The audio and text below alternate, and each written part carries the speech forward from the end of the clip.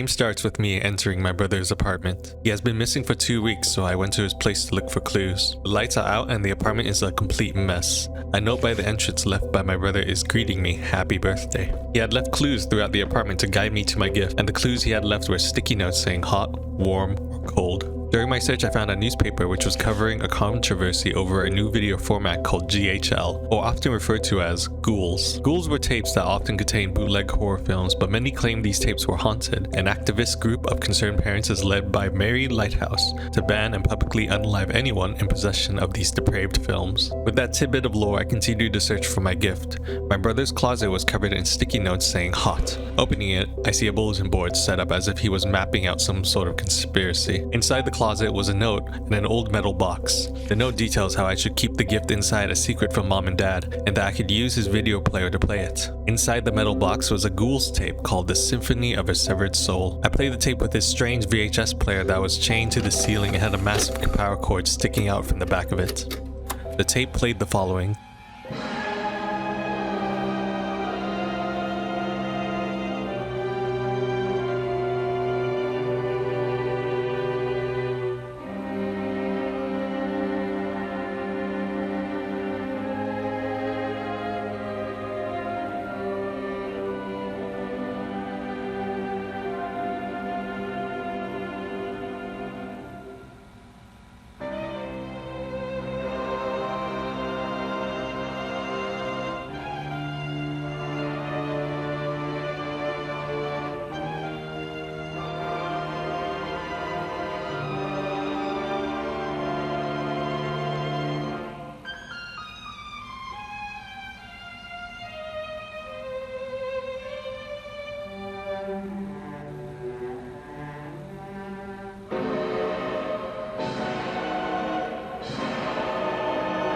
As soon as I was done watching the tape, the front of the apartment began to glow with an intense light, and suddenly it opened, showing a black and white world. Entering this world, it looked very familiar to the tape I had watched. I was in a cemetery with a giant church overlooking the entire place. Following the path before me, I jumped down deeper into a grave, which led to some catacombs. Immediately, I started to hear someone playing the violin. I proceeded carefully and found a statue missing a head. I guessed I needed to find the head in order to proceed. I looked around and found a hallway with what looks to be the head I was looking for at the end. But as I was approaching it, the violinist appeared. Heeding the warnings of the tape, I backed away to hide from him. I needed that head, so I hid and waited for my moment to slip past. As the violinist went around the corner, I rushed for the head, but as I started to make my way out, the violinist made his way back to me. He hasn't noticed me yet, but my only path away from him was a dead end. I kept backtracking, hoping and praying he didn't go all the way towards the end. Thankfully, he stopped right before me and started going back the other direction. I followed carefully behind him and placed the head on the statue, which opened up a crawl space that I used to escape the violinist. This path led to a fork in the road. One led to a cellar, but it had two ghouls that I had no way of dealing with, so I was forced to backtrack and take another path, which led to a lab of a mad scientist. While in the lab, I solved the puzzle to get the right voltage to power a machine. Next was to set these dials to the correct number. A note left by the mad scientist cleverly hid the code to these dials. Once I solved the puzzle, the lab was now powering an elevator which took me up. Once the elevator reached its destination, I was presented with a pedestal which had a new tape called The Sewer Smiles. I returned back to the apartment and played the new tape.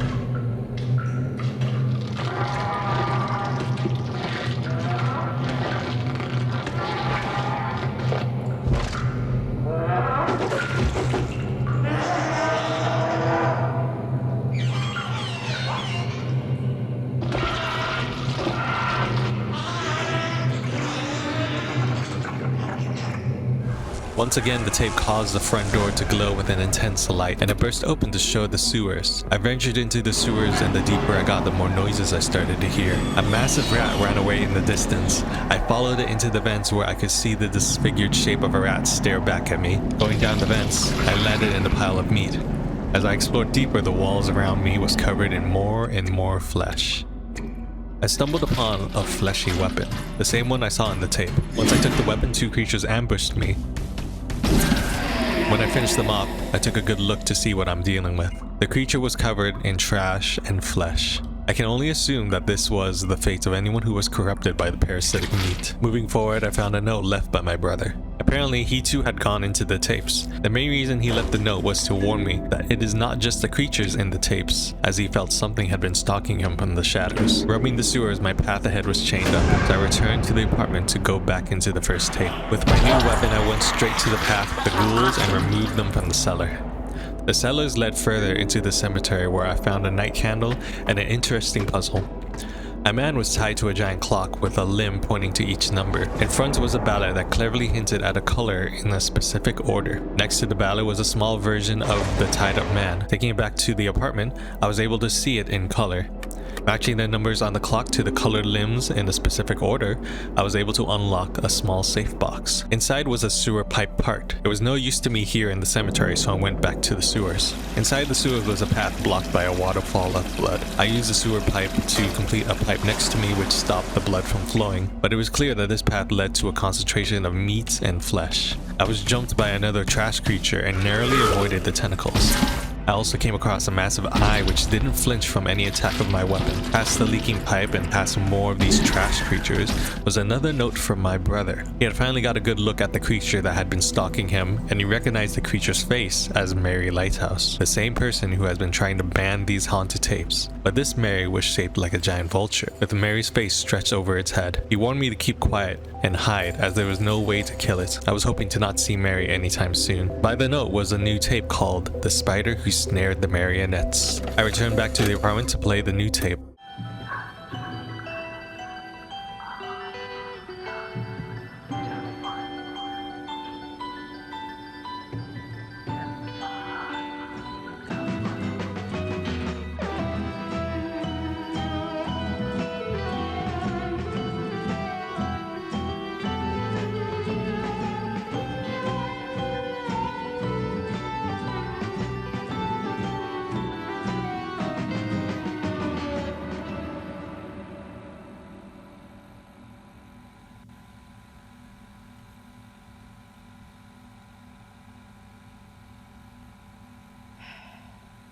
What are you doing in here?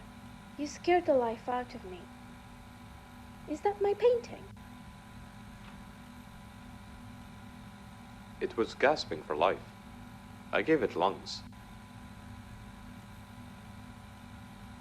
No, you mistake cruelty for life. And you mistake weakness for art. Ciao.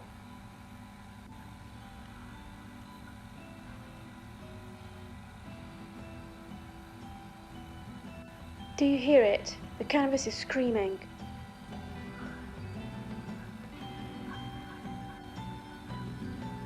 Who's there?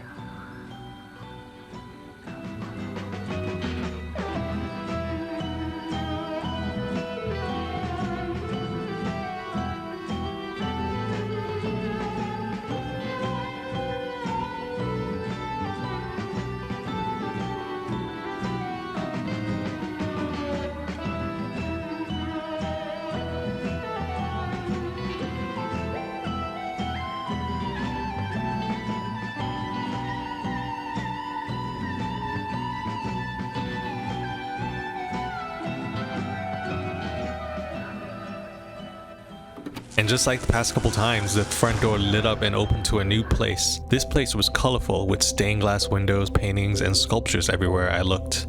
Every corner was dedicated to art. As I approached the manor, I noticed these strange rock structures with a screen at the top. I just noticed they have been in other tapes as well. In a massive room, I found a centipede painted disc. There were various doors throughout this manor that were missing a piece, so this must be the key to those doors. All I had to do was find and match those discs to the door. I left the large room through the same way I entered, but there was a marionette doll on the floor. It definitely was not here before. The doll just lay there, but I kept looking back as if it was going to move when I wasn't looking. And then I started to hear movement in the walls itself. I thought it was the doll following me, but it was something worse. I turned around to see the screen on top of those rock structures light up, and a figure came out. Once it approached me, I completely froze until I shook myself back to my senses. But I wasn't quick enough and it had scratched me. I was very curious of the creature and managed to get a good look at it as if it was doing something strange. I thought it was stuck, but clearly I was wrong. I took a moment to heal up and tried to run and hide, but no matter how far I went, it just kept chasing me. Eventually, I got lucky and lost track of me.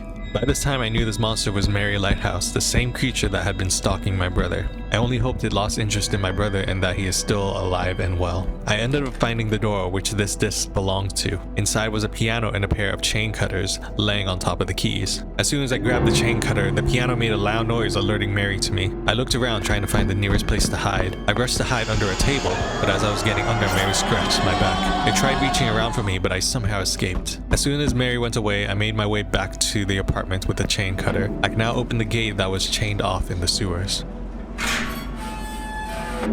Along the path, I was assaulted by more of the trash monsters from earlier, but at least I am able to deal with them, unlike with Mary. I found a console letting me know that it was waiting for power from 2 switches. All I had to do was follow the power cables. As I followed the power cables, I heard movement in the walls once again. It was Mary who had followed me into the sewer tapes. I now had to follow the cables while trying my best to avoid making noise. Every time I triggered the console, it would make a loud noise, attracting Mary to my location. I just had to tough it out though.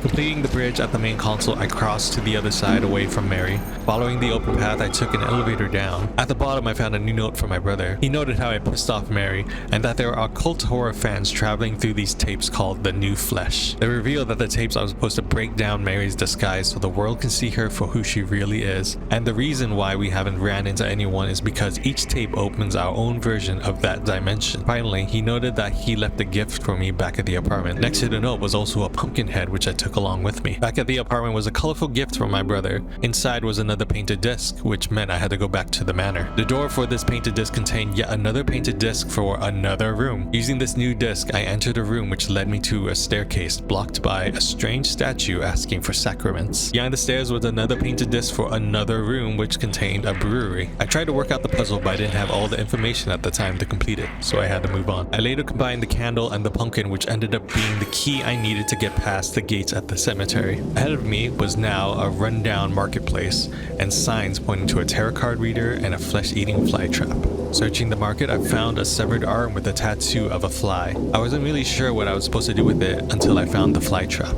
It was clear that I had to feed it the arm in order for it to let me proceed. I was nearing tarot card reader, but a ghoul tried to attack me. After dealing with the ghoul, Mary had heard the noises and came rushing out. I hid in the stall and waited for Mary to leave. After I left, I went to the tarot card reader, but it looked like they were missing something. Unable to do any more, I continued along the path. I discovered a spider candelabra. With this new tool, I was able to burn away a web that was blocking me. In front of me was a well with a large lump of meat in the middle, but more importantly, it was a new note. But this time, it was from a member of the New Flesh cult. They informed me that they had lost contact with my brother and must assume the worst, and that the tapes were never meant to be dangerous.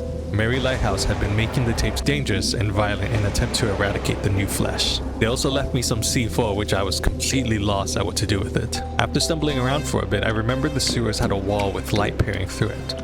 With that in mind, I went back to the sewers and was able to destroy that wall. A new section opened up for me to explore. Venturing further, I found part 2 of the spider who snared the marionettes tape, but the biggest discovery was the spaceship that had crashed in the Sewer Smiles tape. But I had no way to get inside at this time. For now, I returned back to the apartment and watched the part 2 tape.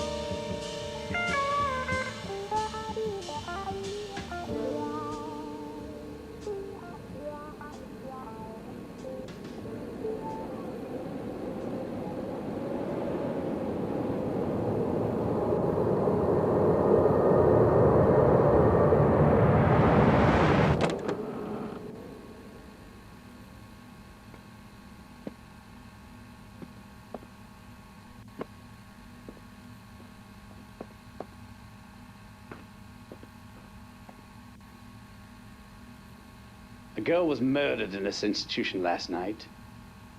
Perhaps you know her. The colors, my colors, flow in my veins. They are sweet, sweet as autumn. So you're a poet as well as a sculptor. Now why don't you answer my questions?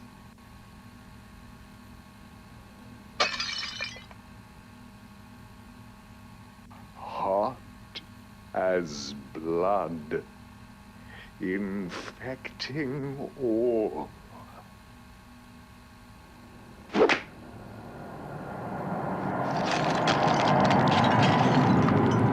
The sculptor's words from the tape noted something that felt familiar. Returning back to the manor, I recalled that the brewery, which had a flavor and a season.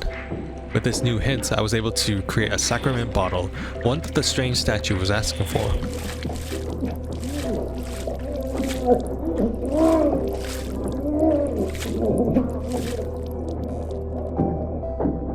Dissolved away, allowing me to explore a new section of the manor. But of course, Mary was around in the walls, coming out to find me. Ahead of me was a purple glow and a curtain silhouetting a person lying in bed making ghoulish sounds. Walking around the curtain, I found the bed to be unoccupied. Only a ring with a purple gemstone and a note from the New Flesh cult was there. They had good news and bad news. The good news was that they had made contact with my brother and is now safe. The bad news is that they discovered Mary had been creating doppelgangers of people and laying an egg near them while they sleep. The egg saps away their life and hatches the doppelganger, leaving just a pile of dust of the victim. Once I finished reading the note, the room got dark, and on the other side of the curtain was a large version of the marionette doll I had seen earlier. A spotlight shone above it, making it known that all eyes should be on this doll. Every time I looked away, the doll would move towards me, and the faster it moved, the higher pitched its voice was, and the slower it moved, the deeper its voice was. I had to make my way through the maze while looking at the doll. My only guide was impressions of arrows on the floor directing me out of the maze. Even after the door had closed behind me, I could still hear the doll laughing, as if it had enjoyed a little game of cat and mouse. I returned to the apartment to save the game before proceeding, but as I left my brother's bedroom, I saw just a glimpse of Mary creeping behind the kitchen counter. All sense of safety was shattered in that moment. Removing the gemstone for the ring, I used it on the door to the alien spaceship found in the sewers. The door slid up and inside was a futuristic structure. I once again had to follow the wires on the ship to power up a door to proceed. All the while, Mary Lighthouse was listening closely for any noise and occasionally stalked the halls. I've had a few close calls, and after activating the final console, it opened up a new section of the ship which contained a crystal ball, a holographic chip, and another note from my brother. But something was very off about this note. The tone of the words were very different, and the writing was formatted differently from all his other notes. The note states that he was wrong about his assumption and that there is no trouble at all. Another gift awaits me back at the apartment. The note was very troubling, but as I was done reading it, a burst of light illuminated ahead of me. The machine in front of me was a teleportation device, the very same one found in the classic horror film The Fly. I stepped into the device, and as it was winding up, I could hear a buzzing noise of a fly.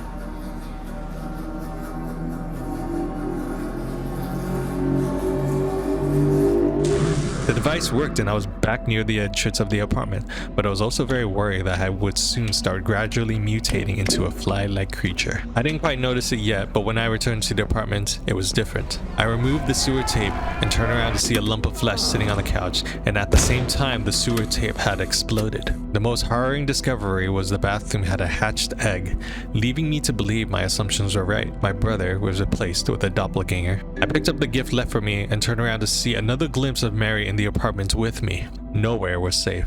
Inside the gift was Symphony of a Severed Soul Part 2.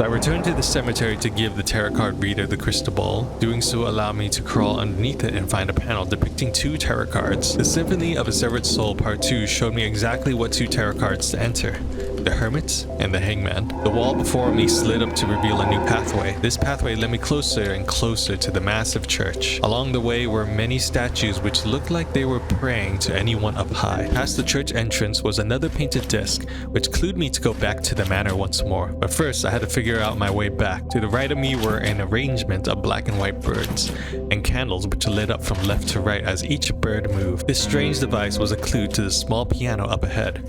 I was to copy the notes that the birds were playing in order. After doing so, the piano started to play itself and opened up a path further into the church. As I stepped through, I can hear the violinist's song once again, and in the distance I could see him playing his violin, all while a murder of crows flew around him. As I got closer, I started to realize that it was only just a statue of the violinist.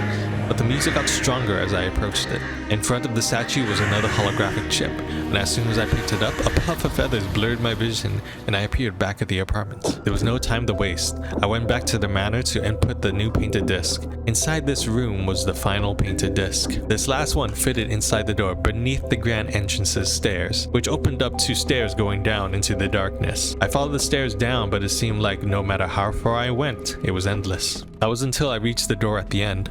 Opening it, I found myself in a giant room with rainbow-colored walls. As I walked through this room, my vision began to blur with some foggy blue images. Reaching the end, I found a 3rd holographic chip.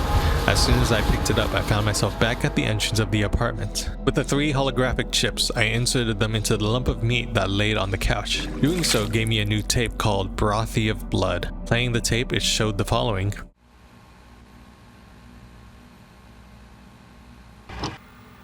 Alright, quick gear check before we hit the road. Just make sure we've got everything. So we've got light stands, camera stands, van, a couple of backup VHS camcorders just in case we need them. Proper professional clacker this time, which is a nice little touch. Of course, all the creepy mats we've been working on with these bad boys. Awesome paint job on these, like. We've got, of course, some backup and makeup materials, so big blood, Casper tape, all that good stuff. And we have the GHL camcorder. This thing's not even on the market yet, because a cousin managed to get a hold of one. And yeah, we'll be shooting on this as our main camera. I think awesome. Of course, the creature itself. This is our undead sheep, made with a real sheep skull. Look at that. And of course all that barbed wire is just leather. Excellent for not hurting the actors. And yeah, looking forward to it. It's going to be a great shoot.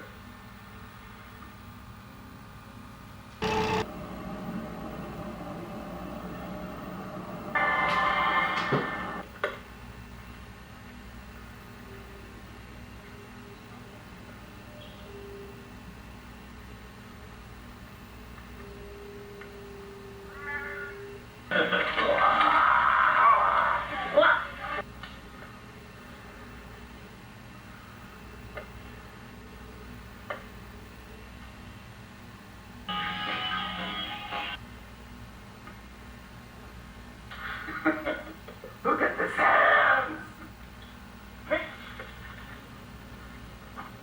It's so fucking out of focus, it doesn't know how to focus in the dark.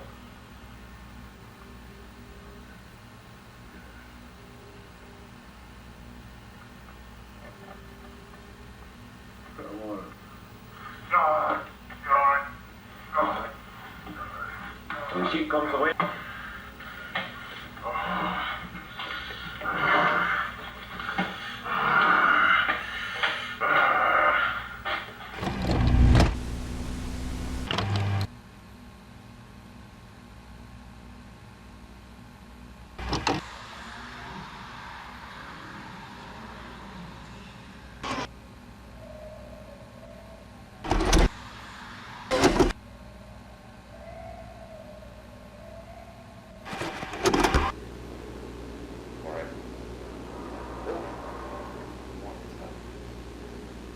Hear that again?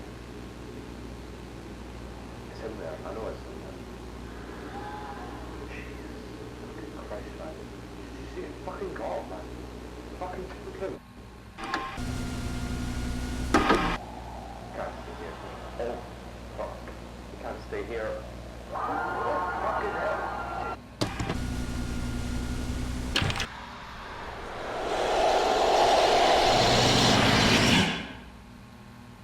soon as I was done watching the tape, the door lit up and opened to a new dimension. This dimension was very eerie. It had a blood red sky with a lighthouse shining in the distance. Each time the lighthouse illuminated me, I could see a blurry blue image of an eye watching me. I could hear Mary stalking me through these walls once more. My vision was impaired by the combination of thick fog and the lighthouse shining its eye on me. Eventually, Mary had found me and got a scratch in at me. Somehow I managed to get away and was getting even closer to the foot of the lighthouse. Entering the lighthouse, I was only given the option to go down to someplace further beneath. As I continued down, I was suddenly teleported back to my world, but outside of the apartment. Downstairs was a small VHS store. One of the aisles lit up to present to me one last tape at the very end. This tape was dead format, and as I put it down, Mary was behind me, catching me with nowhere to run. Well, thank you for watching this horror game recap of Dead format. I really enjoyed the concept of this game where each tape led me to a new horror world. I was very excited to see the Sewer Smiles paying homage to The Thing. That is one of my favorite horror films to this date. But tell me what you guys thought of the game and maybe what your favorite horror movie is. A like and a subscribe is really appreciated.